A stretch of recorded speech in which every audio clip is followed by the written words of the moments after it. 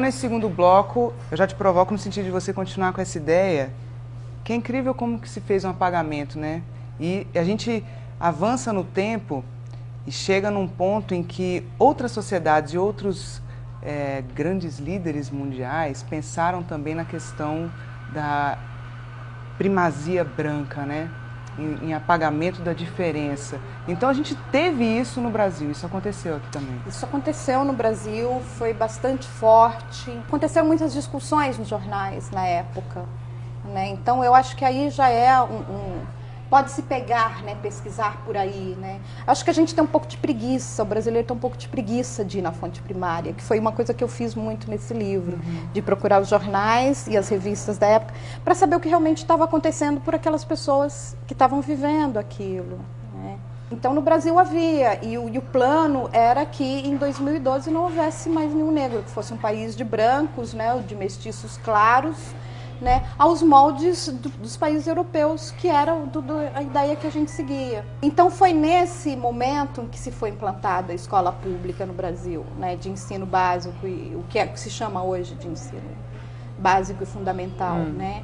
E ela foi implantada pelo Ministério da Saúde, Ministério da Educação e Saúde, que na verdade não tinha nenhum educador, ele era controlado pelos médicos eugenistas, né? Então, a ideia era essa, desde que a escola não foi preparada nem para receber o negro, né, porque ela foi pensada para receber realmente os filhos dos imigrantes, né, era uma das coisas que os governos dos países que mandavam colonos para o Brasil exigiam, né, que se tivesse uma escola pública para eles, porque o Brasil nessa época estava competindo, né, com países como a Argentina, como os Estados Unidos, Canadá, né, ia todo mundo lá para a Europa montar feirinhas e apresentar o país e apresentar o que eles podiam oferecer para os colonos que queriam vir, né. E esse era uma das coisas que estava ali no pacote, né. Então não fazia sentido contar a história negra do Brasil. Fazia sentido você realmente falar de Grécia, de Roma, de França, né? De falar da Europa, né? Contar a história europeia. Então eu me lembro muito mais de estudar história europeia do que estudar história brasileira. Então é um resquício claro do que existe até hoje, né? Eu acho que é. Porque até hoje ainda há que existir uma luta para se falar sobre essa questão. Uma das indicativas bem interessantes que aconteceu recentemente foi o caso da discussão do Monteiro Lobato, né, se existia ou não racismo em Caçadas de Pedrinho, né? E aí eu comecei a achar essa discussão extremamente interessante, porque se você vai pesquisar, por exemplo, os biógrafos de Monteiro Lobato, né, nenhum deles fala da ligação enorme que o Monteiro Lobato teve com todos os eugenistas, né? E ele afirma em cartas, em várias cartas aos amigos, né? Amigos com quem ele desabafava e realmente se abria, né? O ódio que ele sentia pelos negros, pelos mulatos, o quanto que ele achavam que eles realmente era a ponto de elogiar, a ponto de se lamentar, né? Que o Brasil não tinha condições, não tinha coragem de montar uma Ku Klux Klan, como tinha sido montada nos Estados Unidos. A gente não mexe com isso, né? Entra no campo do velado. Aí coloca, é o pai da literatura nacional, né? Aí você coloca um pai da literatura infantil nacional, racista, né? Escrevendo livros que claramente têm termos racistas, né? E joga isso na mão de uma criança com professores que não estão preparados para tratar o tema, né, com uma criança de idade que não está preparada para enfrentar isso sozinha, né, e você joga ali o peso, né, desse cânone, né, desse pai da literatura infantil brasileira, e ainda que está sendo ali dado para a criança pela grande mãe, que é a escola, né. Como é que uma criança que se sente ofendida com o racismo num livro desse vai criar condições de se defender? Por que a gente continua tão atrasado, hein, Ana? Eu acho que foi várias coisas, né, podem ter acontecido. Eu acho que a gente está começando a conversar sobre isso, né? Está começando, fala, né? Eu não vou me lembrar quem é que disse, mas também é famoso que o Brasil tem preconceito de falar sobre preconceito, né? Que se tem preconceito. Então, acho que durante muito tempo foi isso, né? Tanto partiu, aí ficou na cabeça de todo mundo, né, essa ideia de que a gente ia apagar de vez a escravidão, porque como não ia ter mais negros, vamos esquecer isso, que passou, acabou, acabou, ninguém precisa nem saber, né? De certa forma, aos poucos a gente vai até esquecendo disso, né? E culminou também da gente ter aí 2 períodos de ditadura, né, em que se era proibido falar sobre o assunto, né? E até, de novo, voltando a essa questão da montagem da identidade nacional. Porque você estaria, o que você precisaria ali era criar forte consenso, né, em termos de pátria, né, do que todo mundo queria para a pátria, do que está todo mundo ali comprometido com aquele projeto, né? E você falar de racismo, né, num país que estava se apresentando também para o mundo, num país que não tinha, num país onde não existia discriminação racial, onde todo mundo vivia em paz e feliz, né, e negros e brancos tinham possibilidades de ascensão iguais, né?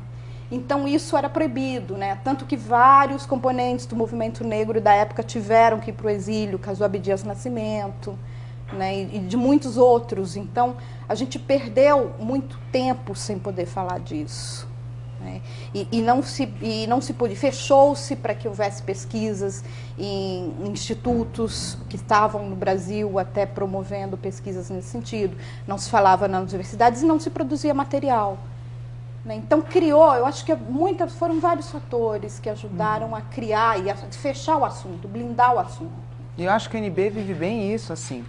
Você está no seio de um lugar onde uma questão como cotas, por exemplo, gera uma polêmica absurda. A gente vê debates que chegam a níveis sempre agressivos. As pessoas não conseguem consensuar e racionalizar num lugar que era para ser a mãe da racionalização e da diversidade consensuada, as pessoas se entendendo. A que você acredita isso? Qual que é a dificuldade das cotas? Eu acho que a palavra racismo é uma daquelas palavras assim que eu falo que até que é uma palavra gatilho, né? A hora que você ouve a palavra racismo numa sala, você pode olhar em volta que vai estar sempre alguém se defendendo, né? Eu, né? Quem? Onde? Né? Onde é que aconteceu isso? Então, ao você admitir a necessidade de cotas, né? Você admite que está numa sociedade racista, né? E estando numa sociedade racista, você admite que você pode estar contaminado com valores nos quais você foi criado, né? Os quais você está inserido ali dentro. Né? Então, eu acho que esse debate, ele mostra muito mais, né, do que as pessoas têm medo de sentir, têm medo de reconhecer e têm medo de externar, né, do que realmente sobre se as pessoas acham que seria um sistema justo ou não. Eu acho que está se debatendo muito mais valores morais e éticos de cada um do que realmente uma necessidade de um sistema, né? Que é necessário. Eu acho que a cota é extremamente necessária, né? Quando as pessoas falam, mas ninguém está impedindo ninguém de estudar e de prestar vestibular, né? Só que uma das coisas que eu acho, quando se compara, por exemplo, renda familiar, né, entre uma família branca e uma família negra, coloque-se que elas ganhem, que a renda daquela família seja igual, né, seja a mesma para ali, né, mas conta-se muito mais um bem cultural, né, e provavelmente, né, na maioria das vezes, uma família que não sofreu décadas e décadas de racismo, né, porque às vezes uma mínima oportunidade perdida pelo meu bisavô lá atrás, hoje vai me impedir de estar cursando uma universidade ou de ter um bom emprego ou não sei o que, porque isso também vai se transferindo, né, de geração em geração. O que o teu pai passa para você é fundamental para que você consiga partir dali, né? E isso não é só um ganho financeiro, né? É um ganho de acúmulos de séculos, de décadas, né? De conhecimento, de valores, de necessidades, né? Sabe-se que filhos de pais que cursaram universidades têm uma tendência muito maior a também cursar a universidade, né?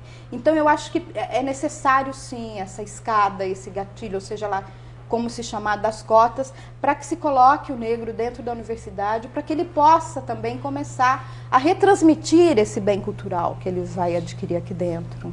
Não, e aí eu já lanço uma questão importante para a gente falar no próximo bloco, que é a respeito de como você conseguiu condensar aqui nesse livro todas as questões que você colocou. Vendo que o universo do que a gente está discutindo aqui é um universo imenso de questões e muito profundo. Fica aí que a gente já volta.